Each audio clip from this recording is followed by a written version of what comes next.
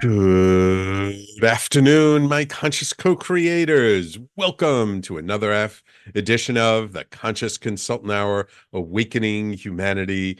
Good afternoon, good evening, good morning, wherever you're tuning in from. We are very, very pleased that you are all here with me today. We've got another wonderful show in store for you with a dynamic guest. Can't wait to bring him on. But of course, first we got our little blog from couple of years ago, and you can always find my blog posts at talkradio.nyc/blog. And to this one today is entitled Living for Others is Not Truly Living. We all want to help. There is an innate desire to contribute and support those around us, especially our family and friends. Yet it is easy to fall into a trap when we do. It is the trap that causes us to lose our balance, to make others more important than ourselves, and we end up living our lives for other people. It sounds noble, but it's not. To have a life that truly inspires others, we have to include ourselves. Doing everything for the other people in our life is not sustainable. When we do it not just for days, but for weeks and years, it will leave us hollow. It can drain us beyond measure until one day we wake up and we realize there is nothing in our life that is just for us, that we have missed out on a life of joy and happiness in exchange for one of responsibility and obligation. For in all our giving through our life, we have included the most important, we have not included the most important person, ourselves. We must fill up our own cup to the point of overflow to truly give from a place of joy. For when we give from a place of joy and not obligation, then we can truly give the other person what they need, not what they want, but what they need. When we find ourselves in situations that have gone far beyond what we have expected, it can be hard to pull ourselves out. Yet we must, even if others disagree or are disappointed in us. For a life spent living only for other people is not a life worth living. It is slavery to an idea that is not sustainable. So let us fill up our own cup. Let us find the joy and fun in our life that makes it worth it to be alive. And in the process, we can include helping others when it truly serves them and not enabling them. That is a life worth living. So where in your own life have you lived for others and not included yourself? So it's really kind of funny. I write these blogs and I often, even myself, don't go back to them until I decided to do this at the beginning of the show. And this is as true today as it was a couple of years ago. And I believe I wrote this blog post. It was kind of inspired by someone I know who's a friend of my wife and I's, who comes from China, and her family put a lot of pressure on her to take care of her brother. And she was really upset because she's literally spent her whole life taking care of her brother, who's perfectly capable of taking care of himself, I might add.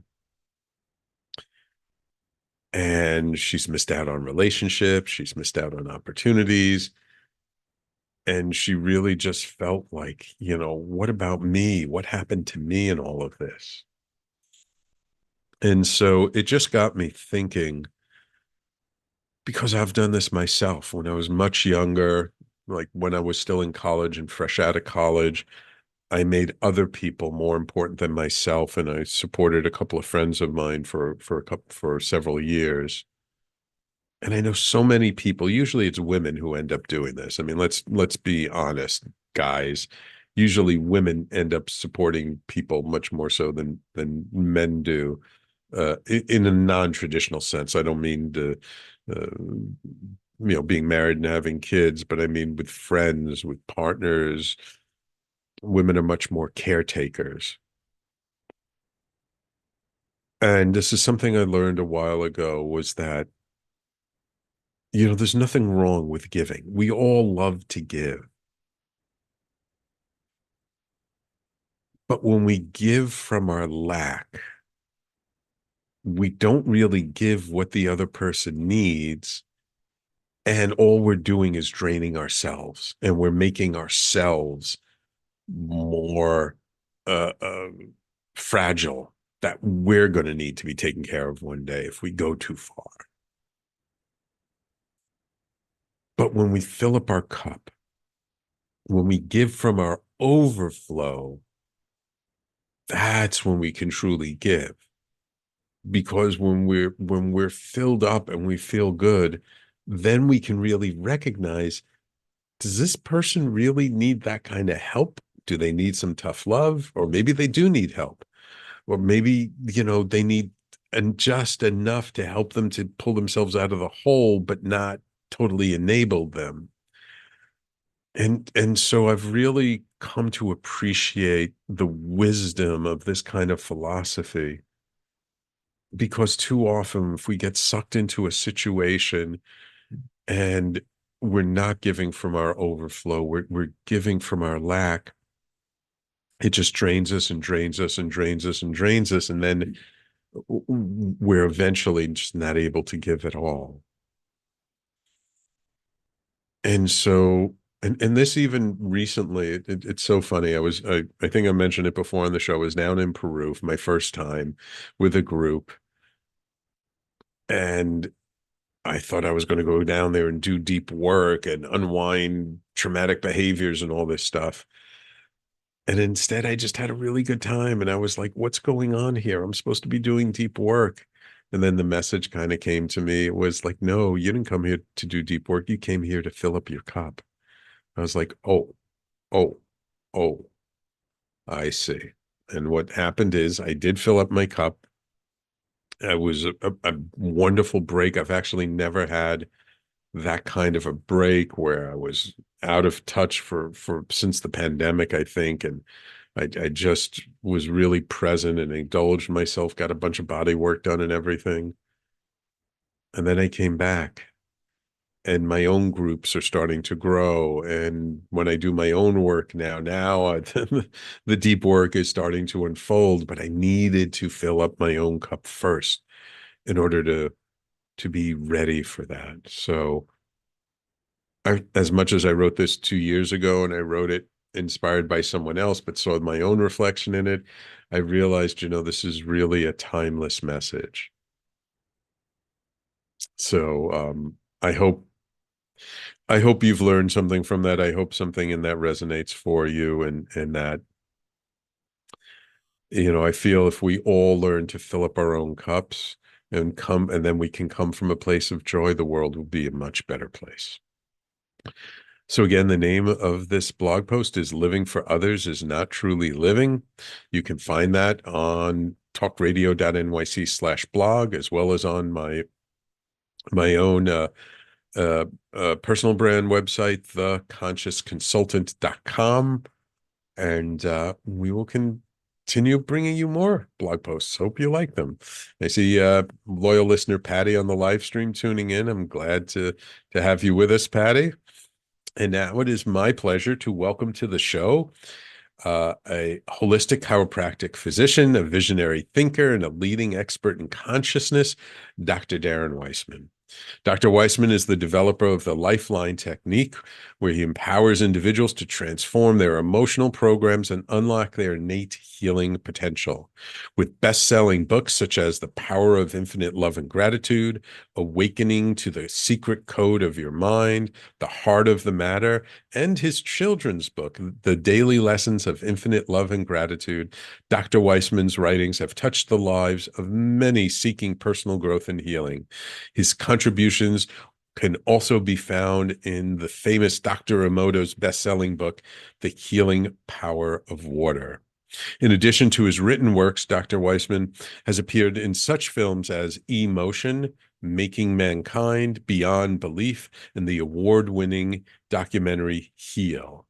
Driven by a deep passion for helping others, Dr. Weissman continues to inspire and guide individuals on their journeys of transformation. With his expertise, guidance, and compassionate approach, Dr. Weissman empowers individuals to embrace their true potential and awaken the dormant greatness within. Dr. Weissman, welcome to the Conscious Consultant Hour. Sam, I'm so grateful. My cup is overflowing right now being here with you. Thanks so much. I loved that blog post. That was so perfect. I mean, there's so much to communicate about that. There really is. And it's a timeless message. So thanks for having me here. Oh, you're so welcome. You're so welcome. Yeah, I'm just kind of going through my old blog posts in order, and somehow Mm. they always seem to be so apropos for whoever the guest happens to be that day. So I'm glad to hear. And I had a feeling you were the kind of guy who learned how to fill up his cup. So I'm curious, what kind of got you started on this path of consciousness and healing? I mean, obviously you're a chiropractic doctor. I'm wondering, like, when you were a little kid, were you like trying to help all your friends feel better? No, I was trying to help myself feel better. Ah. I that the impetus was really sickness and dis-ease. And I just struggled with my health as a little boy. Allergies, Hmm. asthma, chronic sinus infections, um, Oh. being rushed to the hospital with, not being able to breathe, allergy shots every week in each arm, Oof. surgery, to pull out tonsils and adenoids and tubes in the ears and different things like that. And Ooh. as a result of that, as a kid, I thought, wow, I would love to make a difference for other kids in my life. And so my impetus was I wanted to feel better. I was taking so many medications and didn't hated it, the experience. And at the same time, when I got into college in my undergrad, the concept of pre-med and taking a pill for every symptom didn't resonate with me. Hmm. So that led me to a phone call from my brother, Dr. Howie. He's a trauma specialist psychologist, and he Huh? reached out to me. He said, "Hey, D, check out chiropractic. I think that this is the profession for you." And I had no idea what a chiropractor was. I had no idea what any aspect of holistic medicine was, but I found one, and in the phone book, and rode my motorcycle out to his place. And he said, "I'll tell you about chiropractic. Just help me move my." He was moving his office, so I helped him move the office, and he gave me my first adjustment, and that set things in sail. From there, I discovered acupuncture and, the aspects of Chinese medicine, five element theory. I discovered Ayurvedic medicine. I went into essence of applied kinesiology and aspects of muscle Mm. reflex testing and the doshas in Ayurvedic medicine and neurolinguistic programming. And we just started to understand Mm. that there's so much more to a symptom. And Yes. that led me to discover um, the role of the mind, and really more than that, the role of the heart Heart. and how that impacts our mind. Yes, absolutely. Absolutely. I keep telling people all the time, scientists have found that there's a neural network in the heart that has more neurons than are in our brain. Yeah. And now they're finding that there are also neurons in our gut. So this whole idea of that gut intelligence, it actually is a physiological reflection of that. Yeah, without a doubt, without a doubt. It's so profound to really take a deeper dive, beyond what's at the surface to understand the role of our emotions, our feelings, our thoughts, these patterns and how they impact us, and how when we unwind them, how we can really create change, deep change, sustainable change in our lives. Mm, yes, absolutely. Absolutely. Okay, we're going to take a quick break. And when we come back, I want to get into some of your books and I really want to hear the story of how you got into Dr. Emoto's book, The Healing Power of Water. And sort of how your path sort of grew. Like once you discovered all this stuff and became a chiropractic physician yourself, like how did you keep getting deeper and deeper down the rabbit hole, and where did it eventually lead you? Okay. Cool. Wonderful. So I see a loyal listener, Sanaya, also on the live stream. Thank you, Sanaya, for tuning in. Remember, Patty, Sanaya, and everybody else tuning in live, if you have any questions or comments you'd like us to answer, please post them in the live stream comments and we'll get to them. You are listening to the Conscious Consultant Hour, Awakening Humanity. We do this every Thursday, 12 noon to 1 p.m. Eastern, right here on talkradio.nyc and all over social media. And we'll be right back with our guest, Dr. Darren Weissman, in just a moment. Are you a conscious co-creator? Are you on a quest to raise your vibration and your consciousness? I'm Sam Leibowitz, your conscious consultant, and on my show, The Conscious Consultant Hour, Awakening Humanity, we will touch upon all these topics and more. Listen live at our new time on Thursdays at 12 noon Eastern Time. That's The Conscious Consultant Hour, Awakening Humanity, Thursdays, 12 noon on talkradio.nyc.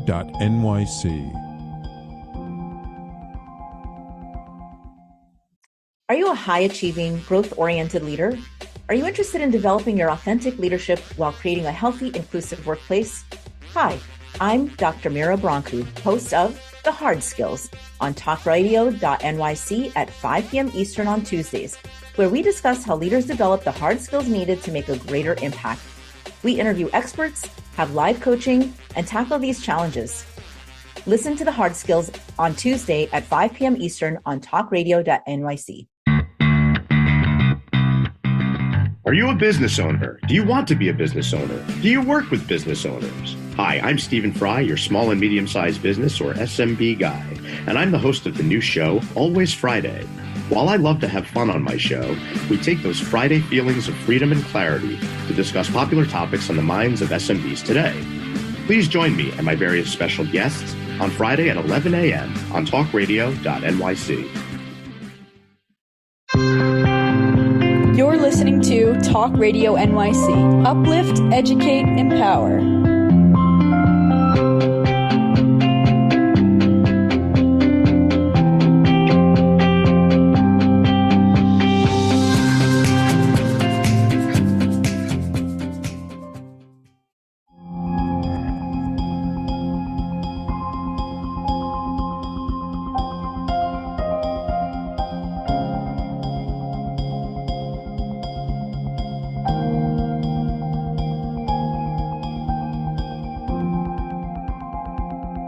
And welcome back. We're speaking this hour with Dr. Darren Weissman, author of many books. So Dr. Weissman, so you became a chiropractor.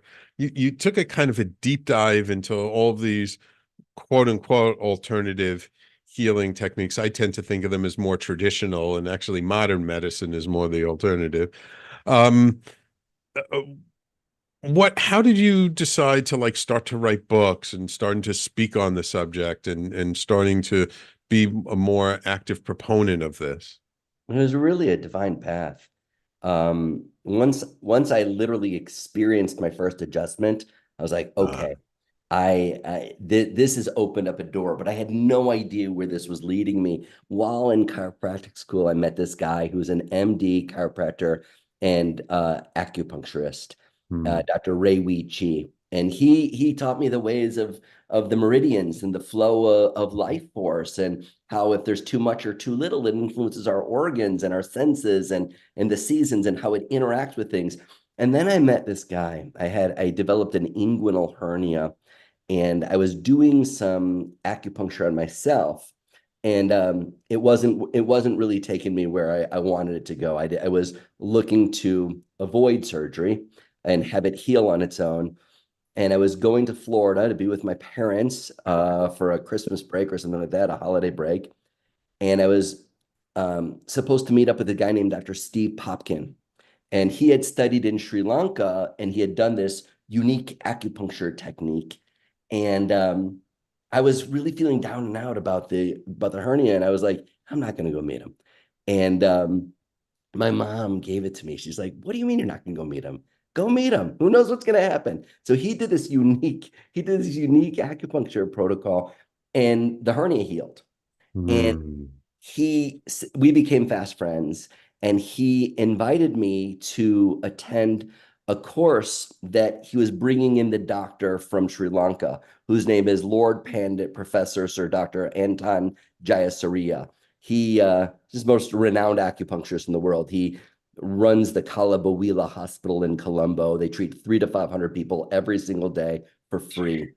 And so Um, I went there for a couple months, and people were like, "You're crazy, leaving your practice. You're just in your practice. How can you do that?" And I went there, and I started to see how all these different systems of manual therapy, of reflexology, of auriculotherapy, of magnetotherapy, all these different things. We worked with people in pyramids. Like it was like oh, really the wow. biogeometry of things. I started to see how all these things fit together. And on my way home from Sri Lanka, I stopped in Belgium to meet up with a good friend of mine, and went in Belgium, enjoy their chocolate, and I enjoyed their chocolate and their wonderful beer. And Yeah. my stomach was hurting after eating clean for a couple months. And I met this guy named Dr. Philippe Lancret, and he's like, "You look like you're hurting, Darren." He's like, "Mind if I do something with you?" He starts doing this muscle testing, which I understood muscle testing already, but he held these vials next to me. He goes, "You're reacting to an allergy of chocolate." I didn't tell him I ate chocolate, but maybe he knew everybody that comes there. And my stomach felt better within minutes. And he's Wow. like, he goes, "If you really want to take your healing to the next level, go study a system called total body modification. It's a kinesiology technique from Dr. Viktor Frank." So I went and I took that on full speed. And all these doors kept on opening, but I kept on wondering in my mind, Sam, I kept on thinking, why do I have to keep on adjusting? Why do I have to keep on Mm. fixing this meridian? How come, you Mhm. know, you, how come this homeopathic remedy, things continue to come back? What's at the core of the symptom or the disease pattern? And then it Mm. came to me. I'm like, it's our mind. It's Yeah. our mind. It's the nature of our thoughts. And this was 28 years ago. Wow. You know, it's the same way that Deepak Chopra kind of got to alternative healing because his dad, he was a doctor, his dad was a doctor, but he learned that like the cells of our body completely changes every 7 years. But there are many people who have conditions that 7 years later, they still have the conditions. So the cells are completely different. Why would we still have the same condition 7 years later? And some cells replace themselves in 15 days and 30 days, 90 days, and a year or two. Yeah. So why is that? Why is that? So check this out. So it's 1998, Mhm. and my cousin, who's the first deaf chiropractor to graduate from the Palmer College of Chiropractic. Wow. He's interning with me. And at the end of the day of working with people, he goes like this to me. And I go, "What is that, Rob?" I don't speak sign language. I'm like, "What is that?" He goes, "I love you." And I'm like, I just felt something. I'm like, wow, there's something to this mudra. And because I do muscle testing, it's a way of evaluating reflexes in the nervous system. I found a reflex on his body. Let's just say it was the liver that gave way. And I went, "I love you." And it instantly got strong. And I want to stop there for a second because Oh. here is a reflex that controls the liver. I didn't adjust somebody. I didn't stick a needle. I love doing those things. I didn't give a supplement, right? I didn't massage anything. I just went, "I love you." And it instantly got Mhm. strong. 2 years later, I get introduced to Dr. Masaru Emoto's work. And I see his Um, research on water. Water has consciousness, love and gratitude, mhm, mhm, fear, you fool, joy, hope, prayer, mhm. music. The positive vibrations create the beautiful crystals, while the lower vibrations create this almost like, Broken crystals. yeah, just destroyed. And Mhm. so I immediately knew, wow, 2 years before when I went, "I love you," it influenced the water molecules of his body. And that's what Mm. made the reflex strong. Water conducts electricity. In Mm. love and gratitude created a vibrational frequency, erased consciousness. So then, as I'm, a big fan of Louise Hay and Wayne Dyer and all these different thought leaders, I start thinking to myself, well, it's one thing to know like gratitude heals and joy heals and love heals. It's one thing to know that my thoughts that when they're positive are healing. But my question to myself was, what role does the subconscious mind play? What role Mm, do the subconscious thoughts play? The subconscious that orchestrates the trillions of cells in our body. We do not need to keep track of that. The mhm, subconscious mind that stores every memory that we've ever experienced or that culturally lives within our DNA. What role mhm, is this playing on the switching on or off of my genes in my cell? And that's what really led me into it. And then 2 years later, 2002, June 17th, my friend Ingrid said, "You know what, Darren? I know you're looking for this big idea, this concept of bringing things together, but can I tell you the truth?" And I'm like, "What are you talking about, Ingrid?" He goes, "Can I tell you?" She goes, "Can I tell you the truth of why you haven't come up with this big idea?" I'm like, "Sure." And she's like, "You're just too afraid. You're just too ooh, afraid of how powerful it will be."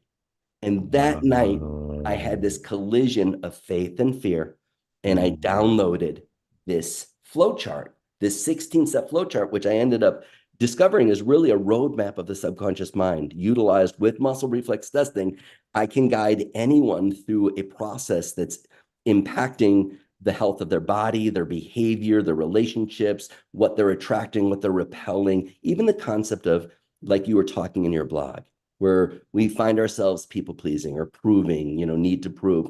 And we're in mhm, this mode, we're being driven by outside versus what's inside. right, Um, that's a subconscious pattern.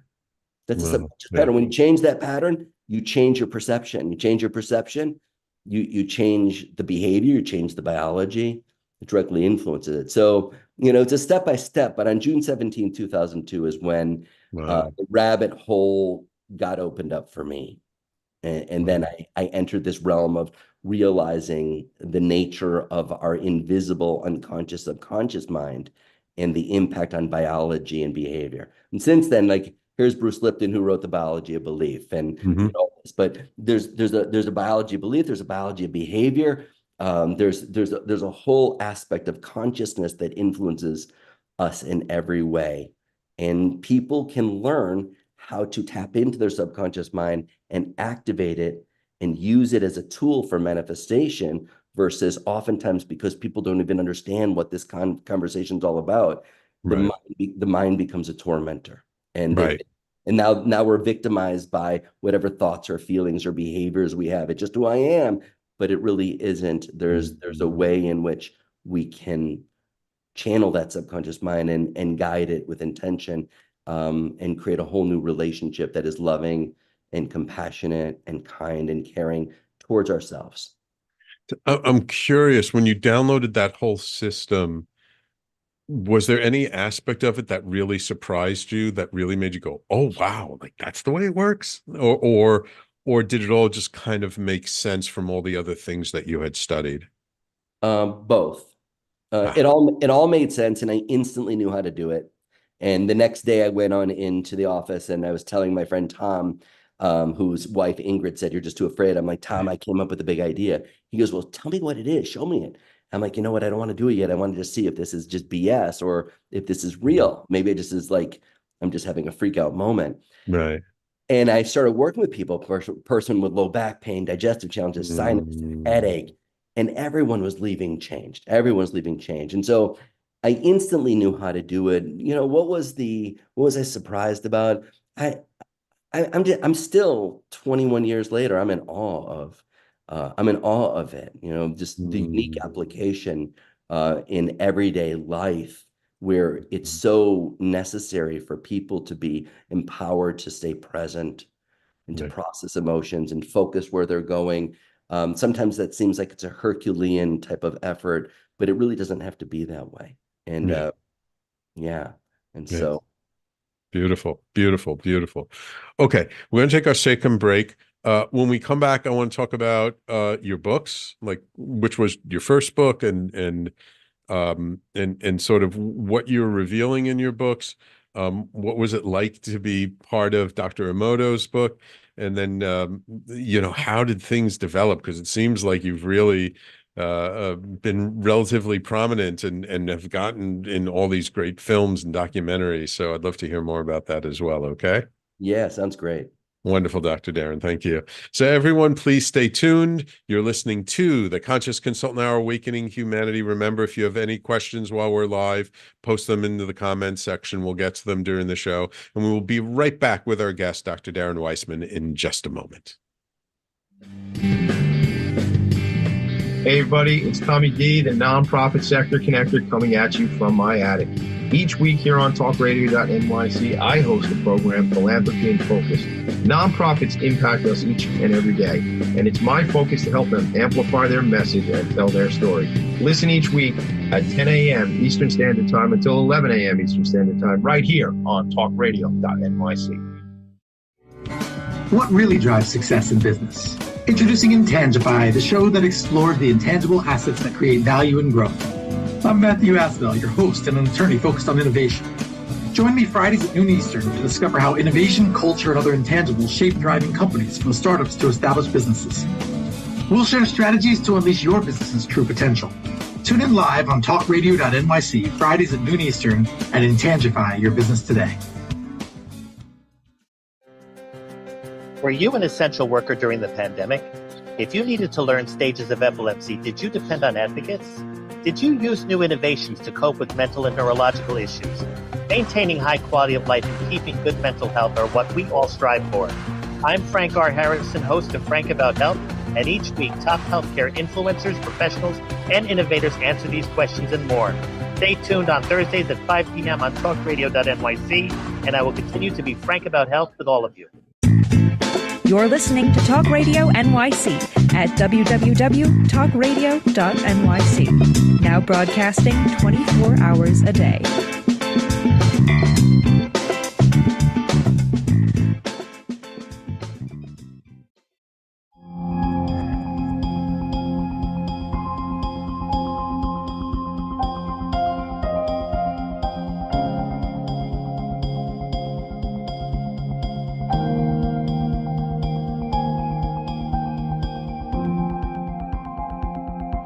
And welcome back. So, Dr. Darren, which was your first book, The Power of Infinite Love and Gratitude? It was. And what year did that come out? That was in 2000. I self-published that book in 2003. Okay. Yeah. And it was like once I downloaded the book, and here I am, I've got somebody on my table. I'm doing a session with her. Her name is Jerry Love. And I'm like, Jerry, I've got to share this work. I'm like, I've got to write a book about it. I'm like, I've never written a book before. And Jerry's like, well, I can help you with that. And so she's like, that's what I do. I help people write books. And I had notes upon notes upon notes of everything else that I'd been studied. And so Jerry and I would meet every Sunday in Evanston, Illinois.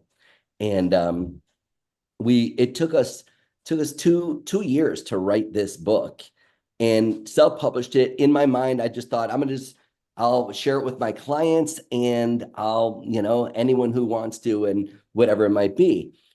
But I was looking to see who could actually set this book free.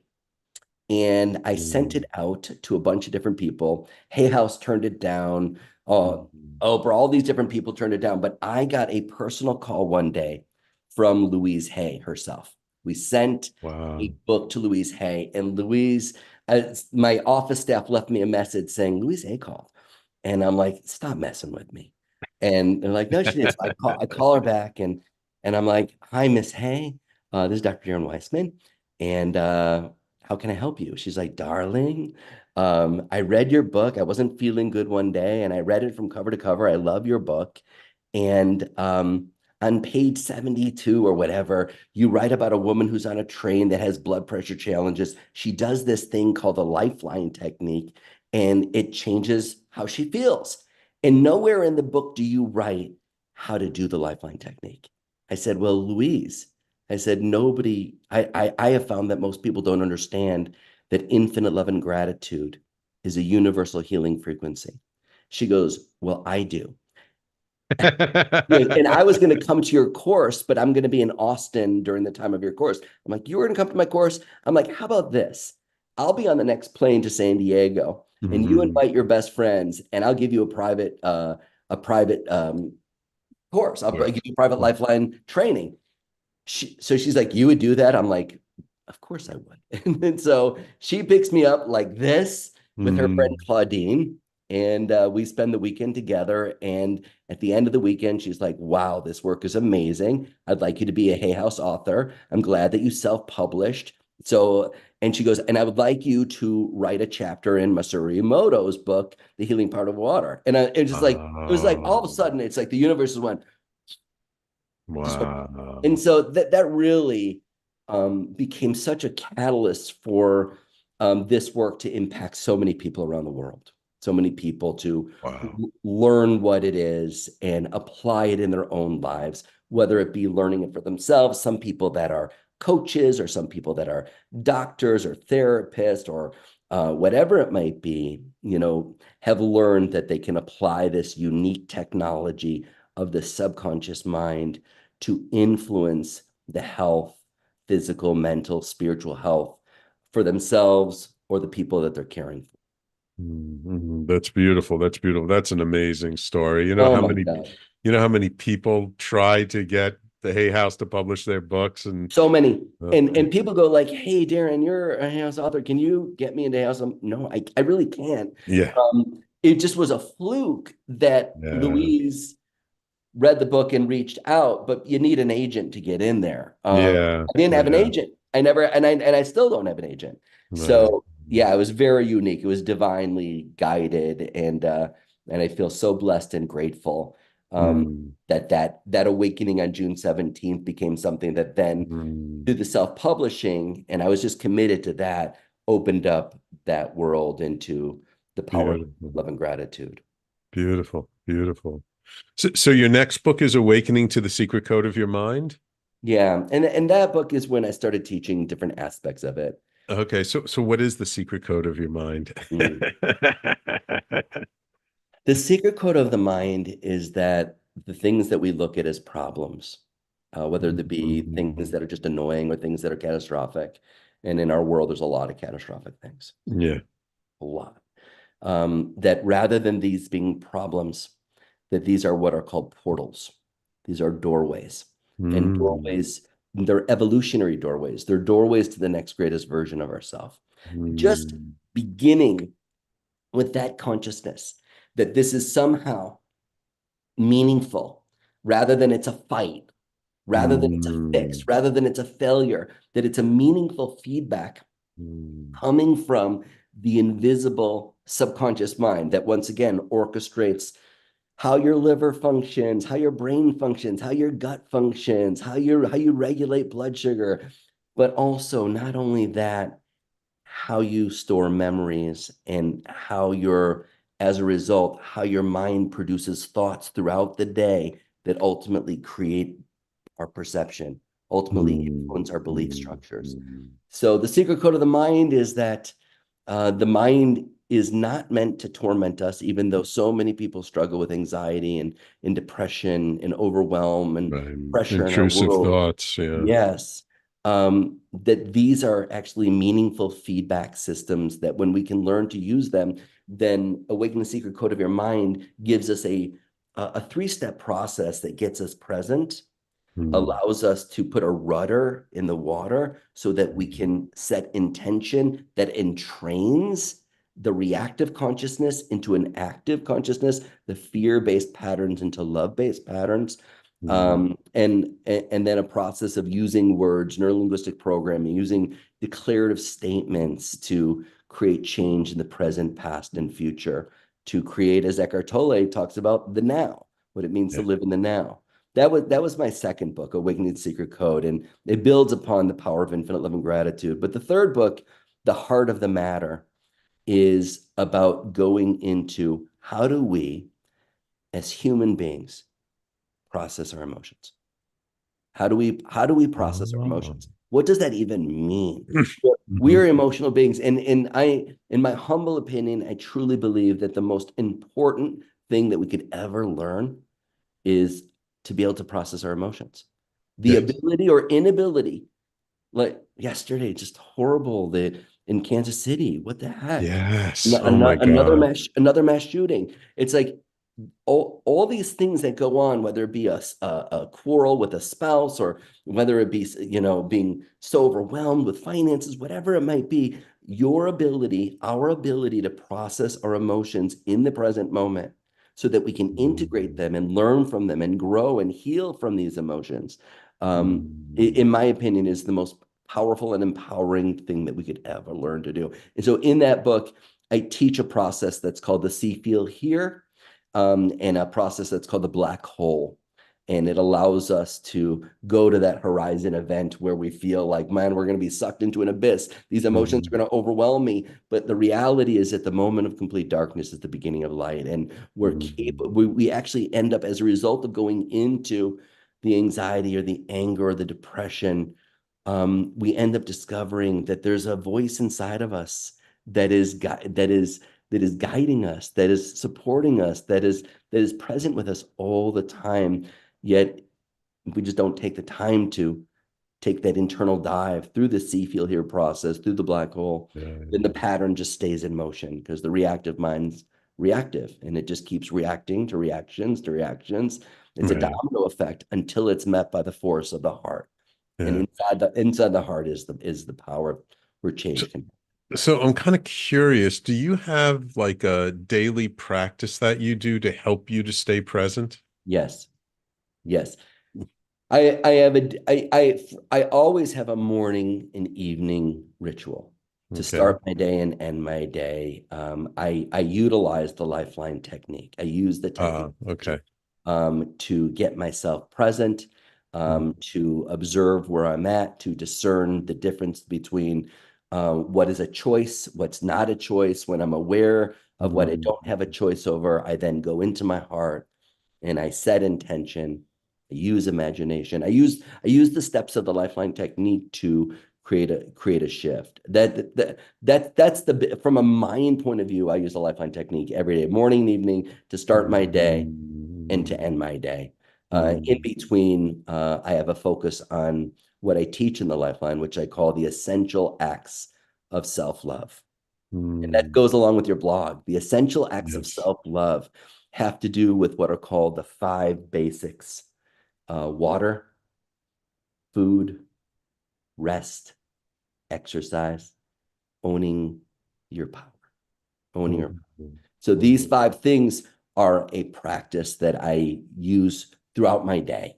But I always start and end the day with a LifeLine, and I do my best to practice water, food, rest, exercise, and owning my power as best as possible. It's interesting when I talk to people about integration and integrating their peak experiences. I always say, drink plenty of water, eat healthy food, move the body gently, and get plenty of rest.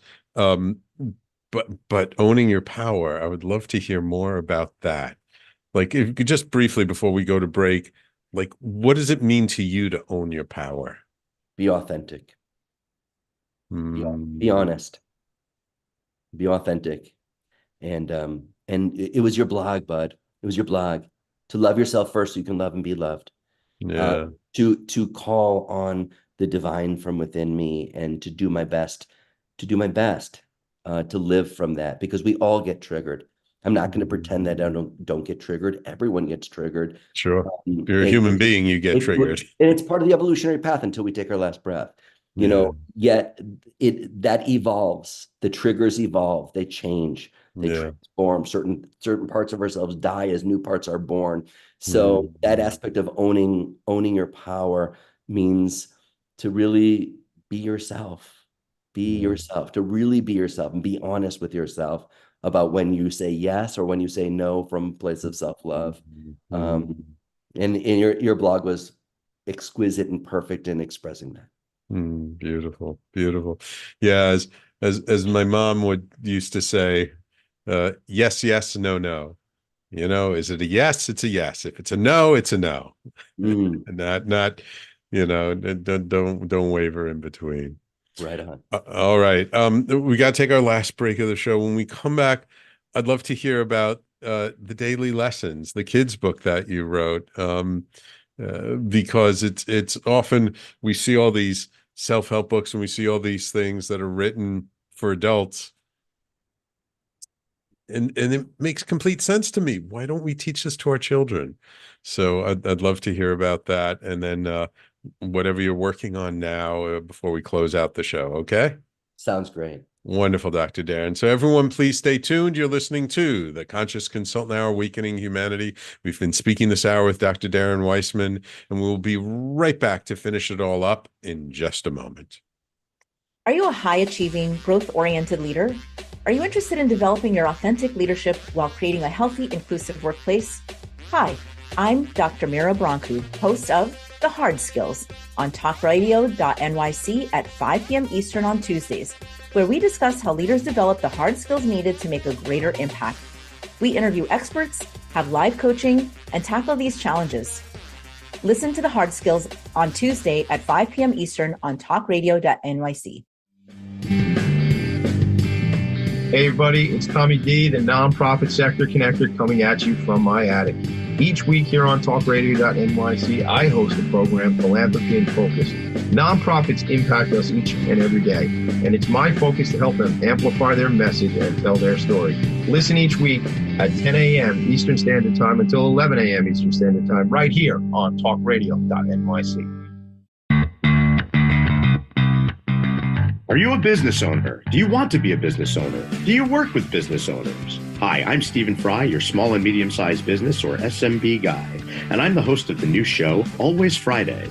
While I love to have fun on my show, we take those Friday feelings of freedom and clarity to discuss popular topics on the minds of SMBs today. Please join me and my various special guests on Friday at 11 a.m. on talkradio.nyc.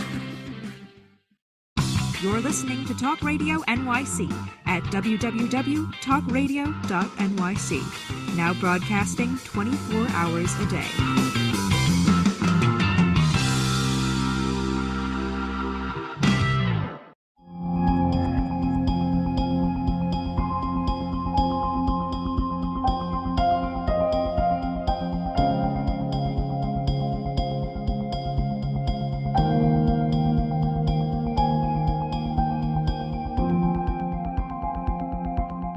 So, Dr. Darren, after writing all these books for adults, you decided to write a children's book. How come?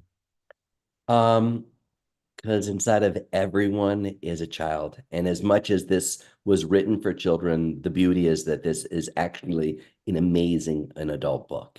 It is.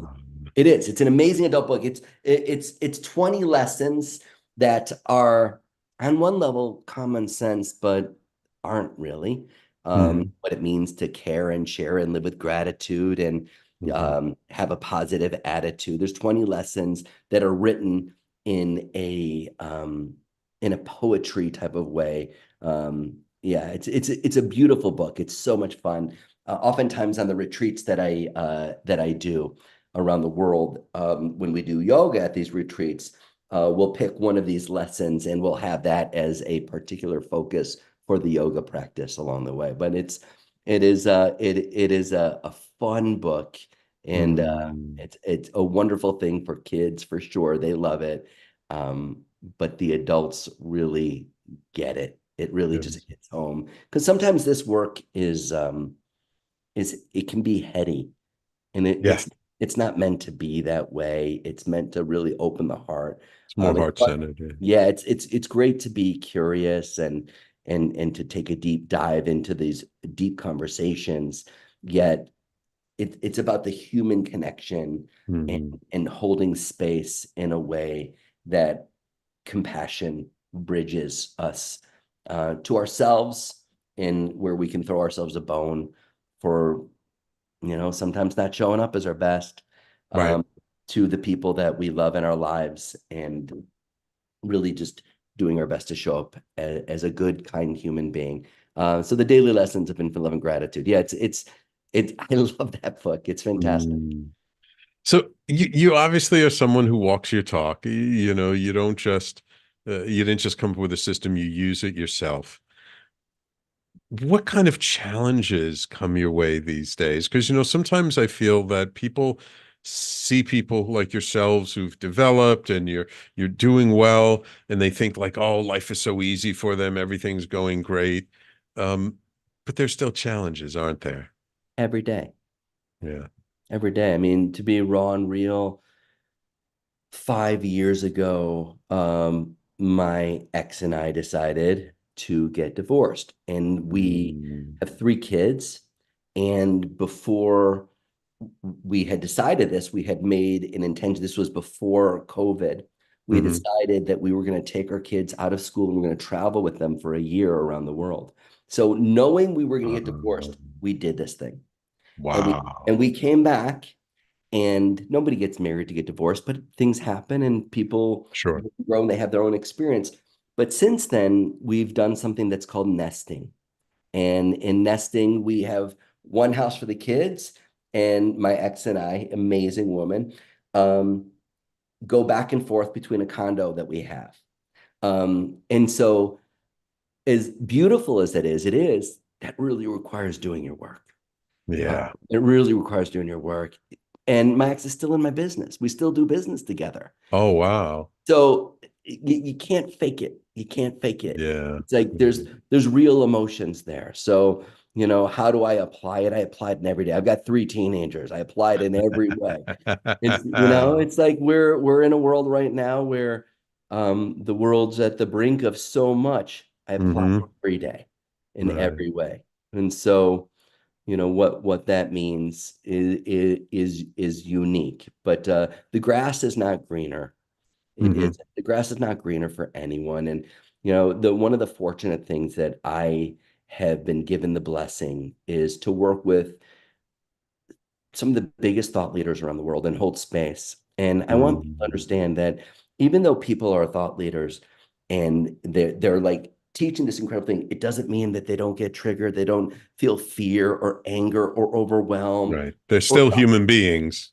every bit of it, every bit of it. Yeah. So oftentimes we have this certain perception where, oh, this person is just perfect in that way. And that's just not true. Yeah. Perfect is about being present and having a soft landing from one moment to the next, from one thought to the next, from one feeling, from one relationship, from one, here I am in my job and now I'm coming home. Here I am from my car and Yeah. I'm, now going into the store. And just like what it means to go from one moment to have that Bardo transition where I go into a new moment and I still am authentically myself versus mask, mask, Yeah. mask. And we end up putting on the mask so much we don't even realize we're being driven by these parts of ourselves because we don't understand. We look at things as a problem and we look at things as like, oh, what's wrong with me? No, Mm. Mm. our mind, our heart, our bodies, our relationships, the world that we are a part of, not apart from, it's constantly giving us feedback. Yeah. And our ability once again to go back and go, well, here comes another portal, lucky me, and to really have that view where then we can learn tools so that we can stay present, process our emotions, and focus where we're going from our highest self. That's the profound thing. And I do my best. I do Yeah. my best. It's what my good friend Jennifer Huff says, that life happens for us, not to us. Yeah. And that when we can really sink into that belief, then when challenges come, they're not punishment. They're not the world is against us. It's just, okay, this is the next opportunity for me to grow. Yeah. And with immense, immense compassion, Passion. Yeah. with immense, immense compassion for someone who just lost a pet or Yeah. a family member or whatever it might be. As much as we might say, oh, this is happening for me, when you find yourself going through the stages of grief, when you're in a stage of denial or bargaining or anger or depression, and you haven't gotten to acceptance yet that this is happening for you, to just take a deep breath. And there is definitely a process and a way that Mm. can allow you to move through it rather than it getting stuck in you and Mm. perpetuating patterns that are often handed on for generations that we How, carry inside. Yeah, I'm curious if over the years, if you look at the people who come to you for help, has the quality or the characteristics of the help people are looking for, has it changed or evolved over the last couple of decades? Sure. But I would say that's more of I've changed and I'm attracting a different level of people oftentimes at the beginning because I work with people remotely now. And so I'm a trained Right. chiropractor, but I don't work in I don't have bricks and mortar anymore. And so the kind of people that are coming to me are coming because they're looking to raise consciousness. They're looking to shift Mm, patterns of belief that have been keeping them stuck and struggling. But people from all walks of life, from the physical aspects of health and disease, chronic mm, disease. I've client who came on in, stage 4 lung cancer, metastasized throughout the entire body, told get yourself, in line. You better get your, you know, things lined up as far as how you're gonna figure your way out. And she didn't want to do chemotherapy and radiation. She found an incredible medical doctor that could support her in a unique immunotherapy way. And she's been doing LifeLine and she's 100% clear. She's 100% clear. wow. I don't heal people. I Right. don't heal people. The body heals itself. Yet the cool thing about the Lifeline is whether it be someone who is a powerful coach or and in someone who is an executive in dealing with that kinds of things, and they want to manifest the next greatest version of them, they want to write a book, whatever it might be, Mm, aligning consciousness with that, whether it be, what you want to create in this world or what you want to heal from within yourself. They're all intertwined as one, really. But mm. people come with from A to Z and how they work. Yeah, yeah. Yeah. So, unfortunately, we're out of time. I could literally speak with you all afternoon. If people want to learn more about your work, get in touch with you, where can they find you online? TheLifelineCenter.com. TheLifelineCenter.com. Lifeline. www.thelifelineCenter.com. Yeah. Great. And so what's really cool is there's a 2-week free opportunity to experience the Lifeline technique. I do group sessions every Tuesday at 6 p.m. Central. So it'd be Oh. 7 p.m. in the New York world. Hmm. But people come from all around the world, and it's a weekly practice. I make it super affordable for people, but I give 2 weeks for free that allows people to have an experience with it. Definitely check it out. Cool. Those people that want to, learn about different in-person programs, you can find that on our website as well. Great. Great. Yeah. Well, wonderful, Dr. Darren. I really want to thank you for taking the time out of your day to come on my show. It's been a real Awesome. pleasure and honor to have you here. I love what you're up to. I definitely need to learn more about Lifeline. Thank you so much, and I really wish you continued success and happiness. Thank you for having me, Sam. It's been all my pleasure. I'm so grateful. Yeah, same here. Same here. And of course, thank you to my loyal listeners, Patty, Sanaya, and everyone out there. Thank you all for tuning in week after week. And of course, if you missed any part of today's show, remember you can always catch the replay on talkradio.nyc and on all the major podcasting platforms. Don't forget, later today, there's Frank Harrison coming up with his show, Frank About Health, at 5 p.m. Eastern Time. And tomorrow, of course, we have our Friday block of shows starting at 10 a.m. Eastern Time. Thank you all for tuning in. We will talk to you all next week.